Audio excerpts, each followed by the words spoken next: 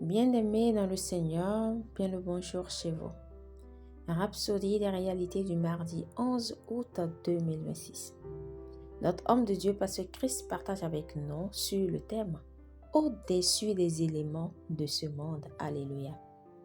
Notre verset d'ouverture est tiré du livre de Colossiens 2, verset 20.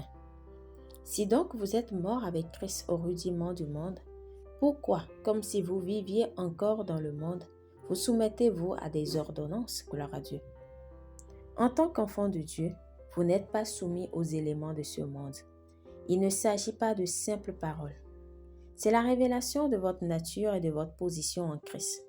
La Bible dit qu'avec Christ, vous êtes morts au rudiment, aux principes élémentaires de ce monde. Cela signifie qu'il ne vous gouverne pas. Vous régnez sur eux. Alléluia. N'oubliez jamais qu'étant né de nouveau, vous n'êtes pas de ce monde. Vous êtes supérieur à Satan et aux influences néfastes de ce monde. Vous n'êtes pas soumis aux mêmes limitations que l'homme non régénéré. Il existe une loi supérieure selon laquelle vous vivez. La loi de l'esprit de vie prime sur les lois naturelles de ce monde.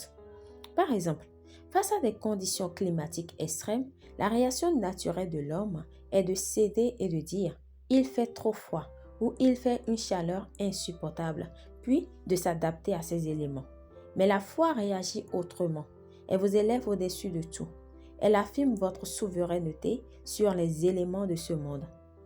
Face à une situation défavorable concernant votre santé ou vos finances, ne l'acceptez pas comme une fatalité.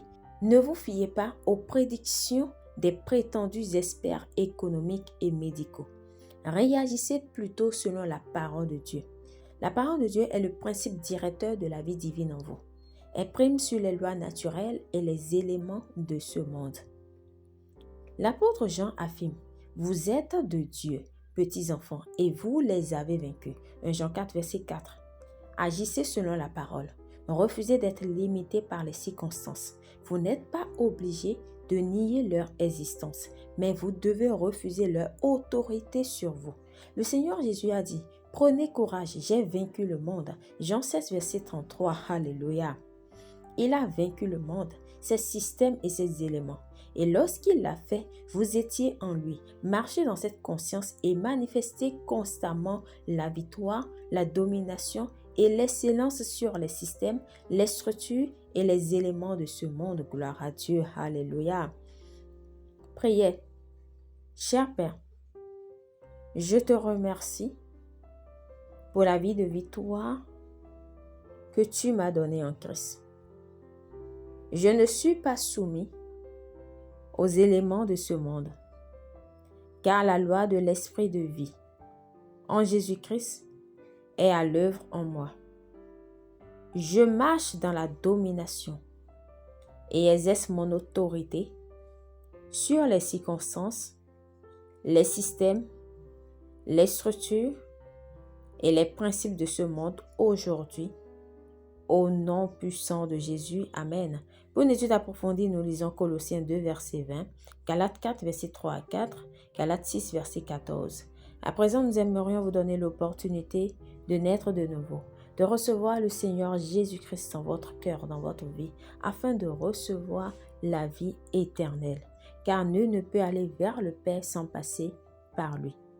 Alors, si vous croyez déjà en Jésus-Christ, faites cette prière de tout votre cœur et de manière à vous entendre. Dites, « Ô Seigneur Dieu, je crois de tout mon cœur en Jésus-Christ, Fils du Dieu vivant. Je crois qu'il est mort pour moi et que Dieu l'a ressuscité des morts. Je crois qu'il est vivant aujourd'hui. Je confesse de ma bouche que Jésus-Christ est le Seigneur de ma vie à partir d'aujourd'hui. Par lui et en son nom, j'ai la vie éternelle. Je suis né de nouveau. Merci Seigneur d'avoir sauvé mon âme. Je suis désormais un enfant de Dieu. Félicitations si vous avez fait cette prière Vous êtes désormais un enfant de Dieu et vous avez reçu la vie divine en vous qui est au-dessus de toutes les lois de ce monde, des systèmes de ce monde. Et marchez dans cette conscience et vous gagnerez toujours. Alléluia.